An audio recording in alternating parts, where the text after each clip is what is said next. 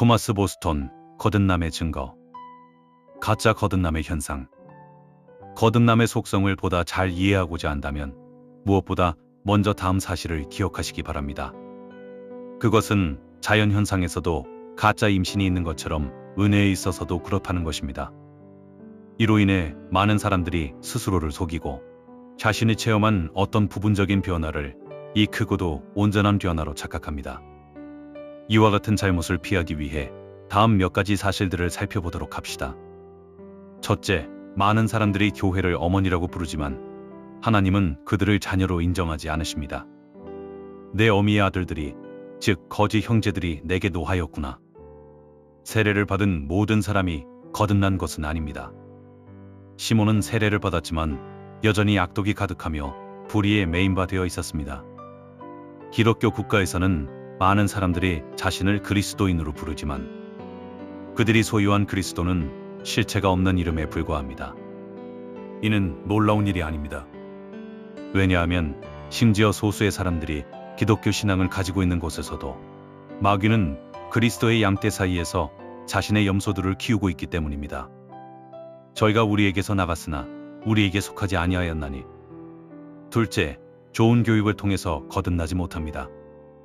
교육으로 사람의 정욕을 제어할 수 있을지 모르지만 사람의 마음을 변화시키지는 못합니다. 비록 쇠사슬에 묶여 있을지라도 늑대는 여전히 굶주린 사나운 짐승입니다. 요아스 왕은 선한 스승 여호야다의 생전에는 매우 경건한 사람이었습니다. 하지만 여호야다가 죽자 곧 배교함으로써 자기 본래의 상태를 드러내었습니다. 선한 모범은 사람의 겉모습을 변화시킬 수 있는 강한 영향력이 있습니다. 하지만 선한 모범을 보이던 사람이 주변에서 사라지면 종종 그 변화된 겉모습도 이와 함께 사라져버립니다. 세상은 이런 슬픈 예들로 가득합니다. 셋째, 항상 더러운 말과 욕설을 내뱉던 사람이 점잖고 예의 바른 사람으로 바뀌는 일도 이 구원의 변화에 미치지는 못합니다. 어떤 사람들은 한동안, 특히 젊은 시절에 매우 반탄하게 살다가 마침내 불경한 삶에서 벗어나 건전한 삶을 살기 시작합니다.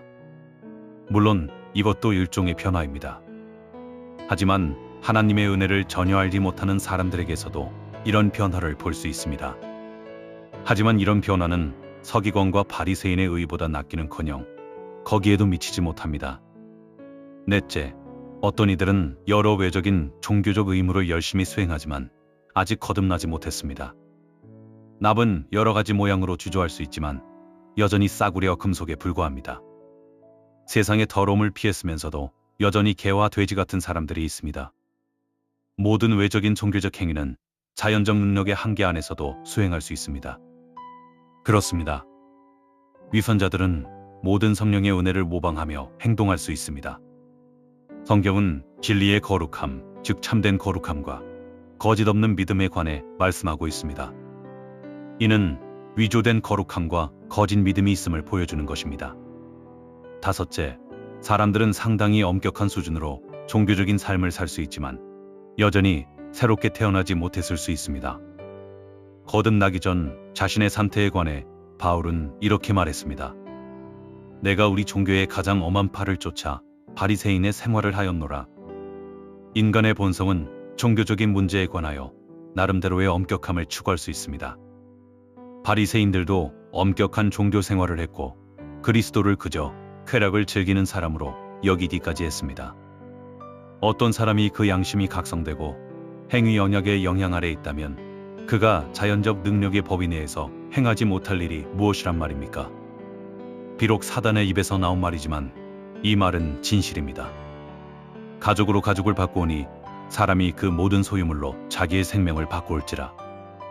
여섯째, 어떤 사람의 영혼은 극심한 불안과 고통을 경험하지만 결국 새롭게 출생하는 순간에 죽기도 합니다. 많은 경우 사람들이 잉태하고 고통하였을지라도 나은 것은 바람일 뿐입니다. 커다란 양심의 고통과 괴로움을 경험하더라도 결국 아무런 결과를 낳지 못할 수도 있습니다. 바로왕과 마술사 시몬은 커다란 양심의 가책을 느꼈고 자신들을 위해 기도해 주기를 바른 이들에게 간절히 부탁하기까지 했습니다. 유다도 스스로 뉘우쳤고 양심의 두려움으로 인해 불의의 삭스로 받은 은화를 돌려주었습니다. 반짝이는 모든 것이 금은 아닙니다. 봄이면 나무에 아름다운 꽃이 피지만 추수 때에 열매가 없는 경우도 많습니다. 어떤 이들은 극심한 영혼의 고통을 느끼지만 그것은 단지 지옥의 고통을 미리 맛보는 것에 불과한 경우도 많습니다. 겉보기에는 거듭남처럼 보이지만 그렇지 않은 경우도 있습니다. 이런 경우 그 시작은 겉보기에는 소망이 있어 보이지만 결국 두 가지 방식으로 무너지고 맙니다. 첫째, 어떤 이들은 세라와 마찬가지로 새롭게 태어난 듯 하다가 다시 돌아가 버립니다. 한동안 그들은 날카로운 확신으로 차 있습니다. 하지만 그것은 사라져버리고 자신의 구원에 대해 무관심하게 되며 전처럼 불경스럽거나 혹은 대부분의 경우 이전보다 더 나쁜 상태로 떨어집니다. 그 사람의 나중 형편이 전보다 더욱 심하게 되느니라. 그들이 경험한 하나님의 은혜는 영혼을 각성시키는 은혜이지만 영혼을 회심하게 하는 은혜는 아닙니다. 그러므로 대낮의 빛이 점점 기울어 한밤의 어두움에 이르게 되는 것처럼 그들의 영혼의 각성은 점점 사라져서 마침내 자취를 감춰버립니다. 둘째, 어떤 이들은 이스마엘처럼 너무 일찍 태어납니다. 그들은 약속의 때가 이르기 전에 태어납니다. 그들은 단순히 율법의 행위만을 취하고 복음의 약속이 이를 때까지 머무르지 않습니다. 그들은 심리적인 위로만을 취할 뿐 그 실제가 주어질 때까지 기다리지 않습니다. 그들은 어리석게도 자신들에게 상처를 입히는 율법에게서 치료를 얻으려고 합니다. 그들은 자신들의 입은 상처를 충분히 살펴보지 않은 채 그저 상처의 붕대를 감음으로써 스스로를 치유하려 하는 것입니다. 저 엄격한 남편인 율법은 그들을 심하게 때리고 그들의 영혼에 저주와 분노를 퍼붓습니다. 그러면 그들은 자기 삶을 개선하고 기도하며 울부짖고 약속하며 맹세하기를 이 남편이 잠들 때까지 합니다. 그러고 나서 그들은 다시 율법의 팔에 안겨서 잠이 듭니다. 이렇게 함으로써 그들은 결코 자기 자신으로부터 자기 자신의 의로움으로부터 빠져나오지 못하고 예수 그리스도께로 인도되지도 못하는 것입니다. 마지막으로 거듭남의 은혜를 전혀 맛보지 못했음에도 불구하고 놀라운 감정의 변화를 체험하는 사람들도 있습니다. 에서의 경우처럼 하나님의 은혜가 없더라도 많은 눈물을 흘릴 수 있습니다. 그가 그 후에 축복을 이어받으려고 눈물을 흘리며 구하되 버림바가 되어 회개할 기회를 얻지 못하였느니라. 돌밭의 비유에서 사람이 말씀을 즉시 기쁨으로 받은 것처럼 순간적으로 커다란 기쁨을 체험할 수도 있습니다. 선한 일들을 행하고자 하는 커다란 열망이 생길 수도 있고 또 선한 일들을 행하면서 큰 기쁨을 느낄 수도 있습니다. 이사야 58장 2절이 묘사하는 위선자들처럼 행할 수도 있습니다. 그들이 날마다 나를 찾아 나의 길 알기를 즐거워함이 마치 공의를 행하여 그의 하나님의 규례를 저버리지 아니하는 나라 같아서 의로운 판단을 내게 구하며 하나님과 가까이 하기를 즐거워하는도다. 때로는 이들이 얼마나 높은 곳에 서 있다가 은혜에서 떨어져 나가는지 보십시오. 이들은 한번 빛을 받고 하늘의 은사를 맛보고 성령에 참여한 바 되고 하나님의 선한 말씀과 내세의 능력을 맛보았던 자들입니다. 하나님의 성령이 구원받는 사람이나 그렇지 못하는 사람을 막론하고 모든 사람 가운데 역사하실 때 그 은혜는 땀을 뒤덮는 홍수같이 이상하게도 많은 것들을 뒤집어 놓습니다. 그러나 이런 역사가 끝나면 모든 것들은 다시 본래의 물길을 따라서 흐르게 됩니다. 어떤 사람이 이 모든 놀라운 일들을 경험한다 하더라도 거룩하게 하시는 그리스도의 영이 그 사람의 영혼 위에 계속 머무르시지 않는다면 그의 돌박과 같은 마음은 그대로 남아있게 됩니다. 그리고 이런 경우 이런 놀라운 감정들은 시들어버릴 수밖에 없는데 이는 그 안에 뿌리가 없기 때문입니다. 참된 거듭남의 현상. 그러나 거듭남은 실제로 일어나는 철저한 변화로서 거듭난 사람은 새로운 피조물이 됩니다. 금세공사가 천이 쓰이는 그릇을 녹여서 귀히 쓰이는 그릇으로 만들듯이 주 하나님께서는 옛 피조물을 새로운 피조물로 만드십니다. 그 영적인 상태에 있어 사람의 영혼은 아담의 타락으로 인해 그 모든 뼈가 완전히 어그러졌습니다. 영혼의 모든 기능은 말하자면 제각각 본래 위치에서 탈골되고 말았습니다. 하지만 사람을 거듭나게 하실 때 주님은 모든 관절을 느슨하게 하시고 그것을 다시 원래의 위치로 회복시키십니다. 거듭날 때 일어나는 변화는 다음과 같습니다. 첫째, 그것은 성품 또는 기질의 변화입니다. 그것은 영혼의 실체가 변하는 것이 아니라 영혼의 성질이 변하는 것입니다. 악한 성품이 제거되고 그 자리에 반대되는 기질이 채워집니다. 에베소서 4장 말씀처럼 옛사람을 벗어버리고 새 사람을 입게 됩니다. 죄의 결과로 사람의 영혼이 마음의 여러 기능을 상실하는 것은 아닙니다. 그는 여전히 의지를 가지고 있으나 그것이 하나님의 의지에 반하는 것일 뿐입니다.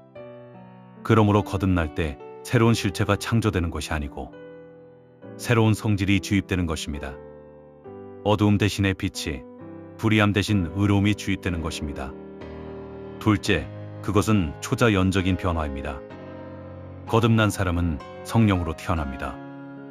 특히 외적인 계시가 주어질 때 본성적인 능력에 의해서도 커다란 변화가 일어날 수 있습니다. 성령께서 모든 사람에게 미치는 영향력에 의해 인간의 본성도 그렇게 높은 곳까지 올라갈 수 있고, 이를 통해 사울 왕이 그랬던 것처럼 한 사람이 전혀 다른 사람이 될 수도 있지만 결코 새로운 사람이 될 수는 없습니다. 그러나 사람이 거듭날 때 본성 자체가 변화하고 하나님의 성품에 참여하는 자가 됩니다. 그리고 이는 반드시 초자연적인 변화이어야만 합니다. 죽은 자가 무덤에서 스스로를 일으킬 수 없을진데 하물며 허물과 죄로 죽은 우리가 어찌 우리 자신을 새롭게 할 수 있단 말입니까?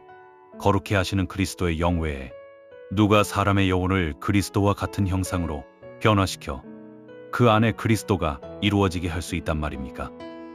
거룩하게 하시는 성령 외에 누가 새로운 마음을 줄 수 있단 말입니까? 그러므로 우리가 이렇게 변화된 사람을 볼 때 다음과 같이 말하는 것은 당연합니다. 이는 하나님의 권능이니이다. 셋째, 그것은 하나님의 형상으로 변화하는 것입니다. 우리가 다 수건을 벗은 얼굴로 거울을 보는 것 같이 주의 영광을 보매 저와 같은 형상으로 변화하느니라. 모든 생명은 같은 생명을 출산합니다. 아이는 부모의 형상을 담게 되고 하나님에게서 난 자들은 하나님의 형상을 담게 됩니다. 하나님처럼 되고자 했던 사람은 스스로를 마귀처럼 만들었습니다. 아이가 그 아비를 닮듯이 본성의 상태에서 사람은 마귀를 닮아 있습니다. 너희는 너희 아비 마귀에게서 났으니. 하지만 이 복된 변화가 일어날 때 사단의 형상은 지워지고 하나님의 형상이 회복됩니다. 하나님의 영광의 광채이신 그리스도 자신이 이 새로운 피조물이 담게 될 모범이 되십니다. 하나님이 미리 아신 자들로 또한 그 아들의 형상을 본받게 하기 위하여 미리 정하셨으니, 그러므로 성경은 그리스도의 형상이 거듭난 자 안에서 이루어진다고 말씀하고 있는 것입니다. 넷째, 그것은 총체적인 변화입니다. 모든 것이 새롭게 되었도다. 원죄는 사람 전체에 영향을 줍니다. 이에 대한 치료제인 거듭나게 하시는 은혜는 상처가 있는 모든 곳에 도달합니다. 성령의 열매는 모든 선함에 있습니다. 마음의 선함, 의지의 선함, 감정의 선함, 사람 전체의 선함이 바로 그것입니다. 그는 새로운 지성을 갖게 되어 그리스도인의 신앙을 이해하게 되고 또 새로운 입술을 갖게 되어 그 신앙을 증거할 수 있게 됩니다. 뿐만 아니라 새로운 마음을 갖게 되어 그의 모든 삶으로 그리스도의 신앙을 사랑하고 전심으로 끌어안게 됩니다.